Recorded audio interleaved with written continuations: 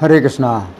तो अभी हम भगवद गीता के 16वें अध्याय के अंतर्गत श्लोक संख्या 11 और 12 पर विचार करेंगे। चिंताम परिमेयां च प्रलयांतामुपाश्रितां कामोपभोग्य परमा एतावदिति निश्चिताम् आशापाशशतैर्बद्ध काम क्रोध परायणाम् इहन्ते काम भोगार्थम अन्यायेनार्थ संचयाम्। तो यहाँ पर भगवान कह रहे हैं चिंताम अपरिमेयाम च, ऐसी चिंता जिसका कोई पार नहीं है, अपार चिंता। प्रलयांताम, जो कि मरण काल तक बनी रहे। उपाश्रिता, उसी के आश्रित हैं। कामोपभोग परमा, और सबसे अधिक लाभ जीवन का क्या मानते हैं? काम का उपभोग, यानी इंद्रिय तृप्ति ही जीवन का सबसे बड़ा लाभ मानते हैं। एतावत इति निश्चिता, और इतना ही जीवन का सुख है, निश्चित रूप से यही विचार है। आशा पाश सदैर बद्धा, और आशा रूपी बंधन जो सैकड़ों आशाओं के बंधनों से बंधे हुए, काम क्रोध है परायणा, काम और क्रोध के सदा परायण हैं। इहन्ते काम भोगार्थम, और इच्छा करते हैं काम भोग प्राप्त करने की। अन्याय नार्थ संचयान, अन्याय पूर्वक अर्थ यानी धन संग्रह करके इंद्रिय तृप्ति के लिए अवैध इच्छाएं करते हैं। अब हम सुनेंगे प्रभुपाद तात्पर्य में क्या लिखते हैं। श्रील प्रभुपाद की जय। आसुरी लोग मानते हैं कि इंद्रियों का भोग ही जीवन का चरम लक्ष्य है, और वे आमरण इसी विचारधारा को धारण किए रहते हैं।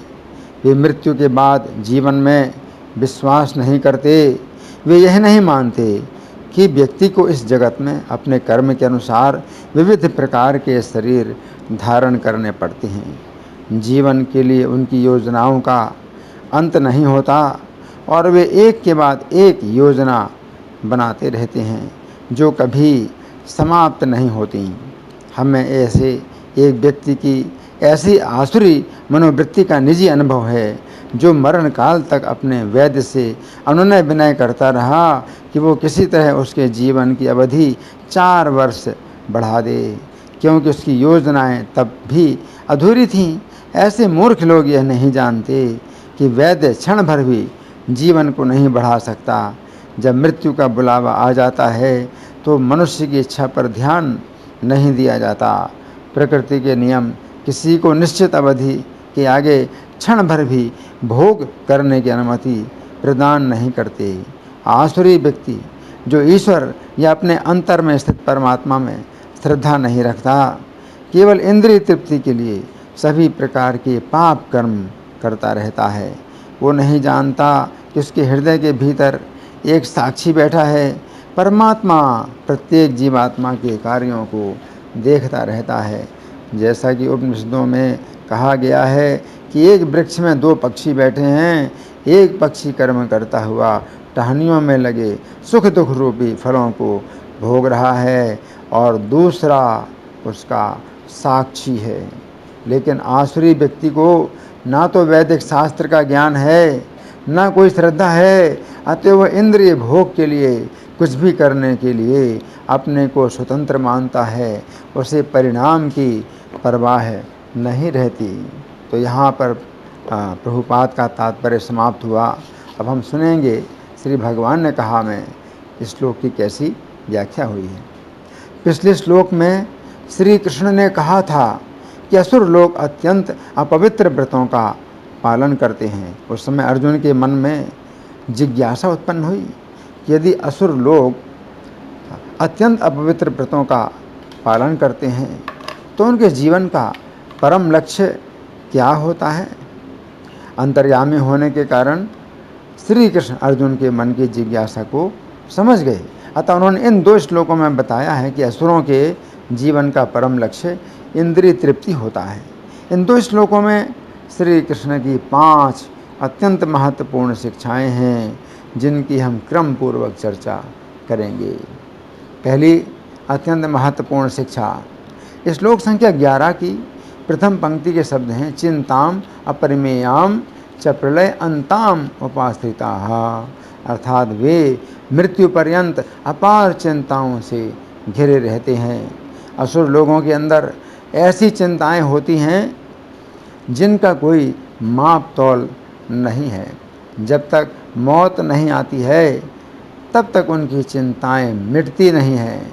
जिन लोगों ने अपनी जवानी में खूब विषय भोग किए हैं उन्हें वृद्धावस्था में बहुत चिंताएं सताती हैं। उन्हें चिंता होती है कि वे कैसे जिएंगे, अपना जीवन निर्वाह कैसे करेंगे। उनके बिना उनके पुत्र घर की संपत्ति का नाश कर देंगे। उनका मान, आदर, प्रतिष्ठा और प्रसिद्धि कैसे बने रहेंगे। उनके मरने के बाद उनकी पत्नी की सुरक्षा किस प्रकार होगी। वे मर जाएंगे तो घर की धन संपत्ति, जमीन का क्या होगा। तो यहाँ पर श्री कृष्ण कह रहे हैं कि असुर लोग अपनी वृद्धावस्था में असीमित चिंताओं से घिरे रहते हैं।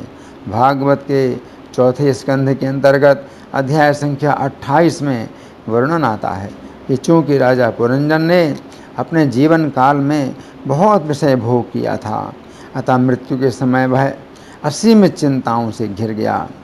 वह अपनी पुत्रों, पौत्रों, पुत्रवधुओं, जामाता, नौकरों तथा अपने घर के सारे साज सामान तथा जो कुछ धन संचित था उन सब के विषय में सोचने लगा। राजा पुरंजन अपने शरीर तथा परिवार के प्रति मैं तथा मेरे के विचार में अत्यंत आसक्त था। अतः वह अत्यंत चिंतित होकर सोचने लगा, हाय मेरी पत्नी इतने सारे बच्चों से परेशान होगी। जब मैं शरीर छोड़ दूंगा तो वह किस प्रकार इतने बड़े परिवार का पालन करेगी। हाय वो परिवार पालन के विचार से अत्यधिक कष्ट पाएगी। मेरे बिना मेरी पत्नी गृहस्थी के इतने बड़े भार को नहीं ढो सकेगी। मेरे ऊपर पूर्णतः आश्रित पुत्र और पुत्रियां किस प्रकार अपना जीवन निर्वाह करेंगी। उनकी स्थिति जहाज में चढ़े हुए उन यात्रियों के समान है जिनका जहाज बीच में ही टूट जाता है इति। तो यहाँ पर श्री कृष्ण कह रहे हैं कि जो लोग काम शत्रु का आश्रय लेते हैं उन्हें मृत्यु पर्यंत असीमित चिंताएं सताती रहती हैं। अब दूसरी अत्यंत महत्वपूर्ण शिक्षा। श्लोक संख्या 11 की दूसरी पंक्ति के शब्द हैं काम उपभोग परमाहा एतावत इति निश्चिताः, अर्थात वे काम उपभोग को ही परम लाभ मानते हैं तथा उनका इतना ही निश्चित ज्ञान होता है। तो यहाँ पर श्री कृष्ण कह रहे हैं कि असुर लोग इंद्रिय तृप्ति को ही अपने जीवन का लक्ष्य मानते हैं। इन श्लोकों के तात्पर्य में श्रील प्रभुपाद लिखते हैं, आसुरी लोग मानते हैं कि इंद्रियों का भोग ही जीवन का चरम लक्ष्य है और वे आमरण इसी विचारधारा को बनाए रखते हैं। वे मृत्यु के बाद जीवन में विश्वास नहीं करते हैं इति। ये बात समझने की है कि चूँकि असुर लोग समझते हैं कि अगला जीवन ही नहीं है, अतः वे प्रयास करते हैं कि इस जीवन में अधिक से अधिक इंद्रिय तृप्ति कर लें। तो यहाँ पर श्री कृष्ण कह रहे हैं कि असुरों के विचारों की अंतिम सीमा यही है कि जीवन में अधिक से अधिक इंद्रिय तृप्ति की जाए। वे इंद्रिय तृप्ति से अधिक लाभ कुछ भी नहीं समझते हैं। वे नहीं सोचते हैं कि इंद्रिय तृप्ति के साथ साथ यदि कृष्ण भावनामृत का अभ्यास किया जाए तो उनकी बहुत रक्षा होगी। तो यहाँ पर श्री कृष्ण कह रहे हैं कि जीवन का लक्ष्य केवल इंद्रिय तृप्ति है। ये असुरों का निश्चित विचार होता है। असुर लोग अपने इस निश्चय के बड़े पक्के होते हैं। वाल्मीकि रामायण के युद्ध कांड के अंतर्गत सर्ग संख्या 34 में वर्णन आता है कि रावण का ये निश्चित विचार था कि वो सीता जी का उपभोग करेगा। उस समय वो प्रतिदिन अत्यंत भयानक राक्षसियों के द्वारा सीता जी को डांट बताता था तथा धमकाता था। सीता जी अपने शरीर का त्याग करना चाहती थीं, परंतु वह सीता जी को ऐसी कोई सुविधा नहीं प्रदान करता था कि वे अपने शरीर का त्याग कर सकें। वो सीता जी की रक्षा सेवा के भाव में नहीं करता था, बल्कि अपने उपभोग के लिए सीता जी की रक्षा करता था। वो अपने मंत्रियों से भी अपना ये निश्चित विचार बताता रहता था कि वो सीता जी का उपभोग करना चाहता है। उसके बड़े बड़े योद्धा मारे जा रहे थे तथा उसके पुत्र और उसके संबंधी सभी युद्ध में मारे जा रहे थे, परंतु रावण अपने काम उपभोग के निश्चय से जरा भी विचलित नहीं होता था। रावण की माता ने, रावण के प्रति अत्यंत स्नेह रखने वाले बूढ़े मंत्रियों ने भी बड़ी बड़ी बातें कहकर सीता जी को छोड़ देने के लिए रावण को प्रेरित किया। इस प्रकार बूढ़े मंत्रियों तथा माता के समझाने पर भी रावण ने सीता जी का उपभोग करने का अपना निश्चय नहीं छोड़ा। रावण युद्ध में मरे बिना अपना निश्चय नहीं छोड़ सकता था। सीता जी का उपभोग करने के लिए रावण की बुद्धि स्थिर हो चुकी थी। तो यहाँ पर श्री कृष्ण कह रहे हैं कि असुर लोग मरते मरते भी अपने काम उपभोग के निश्चय को नहीं छोड़ते हैं। अब इस तीसरी अत्यंत महत्वपूर्ण शिक्षा, श्लोक संख्या 12 के प्रारंभिक शब्द हैं आशा पाश सतह बद्धा, अर्थात वे लोग सैकड़ों आशाओं के पाश से बंधे हुए होते हैं। तो यहाँ पर श्री कृष्ण कह रहे हैं कि असुर लोग इस भौतिक संसार में सैकड़ों प्रकार की आशाओं से बंधे रहते हैं कि उन्हें सुख प्राप्त होगा, परंतु उन्हें दुख के अतिरिक्त कुछ भी नहीं मिलता है। आशा के बंधन में वे इस प्रकार बंधे होते हैं कि आगे चलकर उन्हें सुख प्राप्त होगा, ये सोचकर वे दुख भोगते रहते हैं। अन्यथा दुख भोगने का कोई कारण नहीं है। दुख भोगने का केवल यही कारण है कि वे आशा से बंधे होते हैं कि उन्हें जिस व्यक्ति के द्वारा अथवा जिस वस्तु के द्वारा अभी दुख मिल रहा है, आगे चलकर उन्हें उस व्यक्ति के द्वारा अथवा उस वस्तु के द्वारा सुख मिलेगा। गधा केवल इसी आशा से गधे की दुरत्तियों का दुख भोगता है कि आगे चलकर वो गधी को भोग सकेगा। भागवत के 11वें स्कंद के अंतर्गत अध्याय संख्या 8 में वर्णन आता है कि पिंगला वेश्या केवल इसी आशा के बंधन में अपने द्वार पर खड़ी खड़ी दुख भोगती रही कि जो लोग उसके द्वार के बाहर से गुजर रहे हैं वे उसे धन देंगे। इसी आशा के बंधन में वह रात भर सो न सकी तथा वो घर के अंदर जाती थी, कभी द्वार पर आती थी।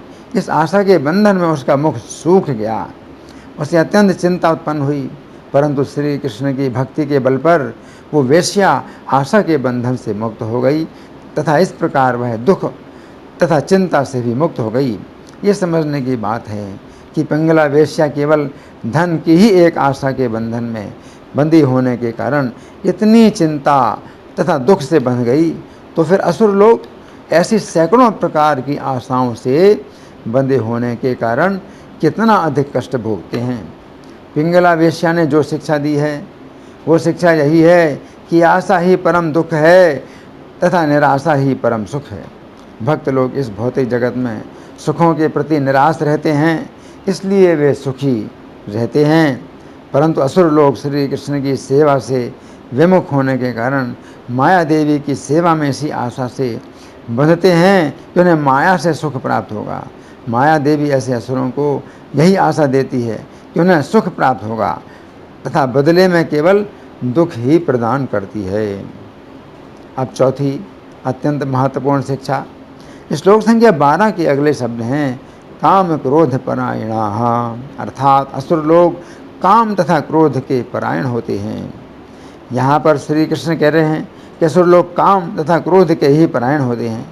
गीता 9:34 में श्री कृष्ण कहते हैं कि जो भक्त श्री कृष्ण के परायण होते हैं वे श्री कृष्ण के धाम में जाते हैं, परंतु असुर लोग श्री कृष्ण के परायण नहीं होते हैं, इसलिए उन्हें काम शत्रु तथा क्रोध शत्रु के परायण होना पड़ता है। गीता 3:37 में श्री कृष्ण कहते हैं कि काम तथा क्रोध ही रजोगुण से उत्पन्न हुए शत्रु हैं जो बहुत खुराक वाले हैं तथा बहुत पापी हैं। असुर लोग काम की अग्नि तथा क्रोध की अग्नि में सदा जलते रहते हैं।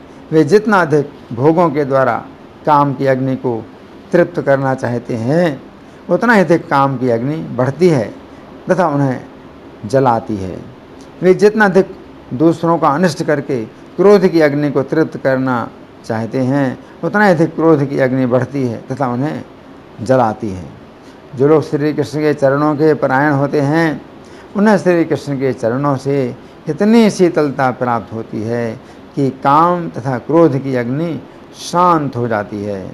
परंतु चूंकि असुर लोग श्री कृष्ण के चरणों के परायण न होकर काम तथा क्रोध के परायण होते हैं, इसलिए उन्हें काम तथा क्रोध की अग्नि में रात दिन जलना पड़ता है। अब पांचवी अत्यंत महत्वपूर्ण शिक्षा, श्लोक संख्या 12 की दूसरी पंक्ति के शब्द हैं, इहंते काम भोगार्थम अन्यायेन अर्थ संचयान, अर्थात वे काम भोग के लिए अन्यायपूर्वक धन संचय करते हैं। यहाँ पर श्री कृष्ण कह रहे हैं कि असुर लोग अपनी कामनाओं को भोगने के लिए अन्यायपूर्वक धन संचय करते हैं। इन श्लोकों के तात्पर्य में श्रील प्रभुपाद लिखते हैं, आसुरी व्यक्ति जो ईश्वर या अपने अंतर में स्थित परमात्मा में श्रद्धा नहीं रखता है, वो केवल इंद्रिय तृप्ति के लिए सभी प्रकार के पाप कर्म करता रहता है। वो नहीं जानता है कि उसके हृदय के भीतर एक साक्षी बैठा है। परमात्मा प्रत्येक जीवात्मा के कार्यों को देखता रहता है, लेकिन आसुरी व्यक्ति को ना तो वैदिक शास्त्रों का ज्ञान है, ना कोई श्रद्धा है, अतः वह इंद्रिय भोग के लिए कुछ भी करने के लिए अपने को स्वतंत्र मानता है, उसे परिणाम की चिंता नहीं रहती है इति। तो यहाँ पर श्री कृष्ण कह रहे हैं कि असुर लोग अपनी इंद्रिय तृप्ति के लिए अन्यायपूर्वक धन संचय करते हैं। भागवत के 9वें स्कंध के अंतर्गत अध्याय संख्या 15 में वर्णन आता है कि जिस समय राजा कार्तवीर्य अपनी सेना के साथ वन में शिकार खेल रहा था, उस समय जमदग्नि ऋषि ने अपनी कामधेनु गाय की सहायता से राजा का सभी प्रकार की भोग सामग्रियाँ प्रदान कर स्वागत किया। ये बात समझने की है कि जमदग्नि ऋषि कामधेनु गाय से केवल श्री कृष्ण का पूजन करने के लिए यज्ञ की सामग्रियाँ ही प्राप्त करते थे। वे अपने लिए कामधेनु से किसी भी प्रकार की भोग सामग्री नहीं प्राप्त करते थे, परंतु उन्होंने कार्तवीर्य के आतिथ्य के लिए कामधेनु से भोग सामग्रियाँ उत्पन्न की थीं। ऐसी स्थिति में आसुरी स्वभाव के कारण राजा कार्तवीर्य ने विचार किया, ये गाय तो मेरे पास होनी चाहिए। ये ऋषि चूँकि भोगों से विरक्त हैं, अतः ये गाय इनके पास नहीं होनी चाहिए। मैं भोगी हूँ, मैं राजा हूँ, मैं बलवान हूँ, अतः मुझे इन ऋषि से गाय मांगने की कोई आवश्यकता नहीं है। मेरी इच्छा ही परम कारण है कि मुझे गाय प्राप्त होनी चाहिए यदि। इस प्रकार राजा ने उन्हीं ऋषि की गाय को बलपूर्वक छीन लिया, जिन ऋषि ने राजा को दयापूर्वक अनेक प्रकार के भोग दिए थे। ये बहुत बड़ा अन्याय था कि जो ऋषि शांत तथा विरक्त थे तथा जो ऋषि राजा के प्रति अत्यंत दयालु थे, उन्हीं ऋषि की गाय को कार्तवीर्य ने बलपूर्वक छीन लिया। यद्यपि आगे चलकर जमदग्नि ऋषि के पुत्र परशुराम जी ने कार्तवीर्य की सेना तथा उसका भी वध करके गाय को प्राप्त कर लिया, परंतु राजा ने तो अन्यायपूर्वक ही अपने काम भोग के लिए ऋषि की कामधेनु गाय को छीना था। तो यहाँ पर श्री कृष्ण कह रहे हैं कि असुर लोग अपने काम भोग के लिए अन्यायपूर्वक धन संचय करते हैं।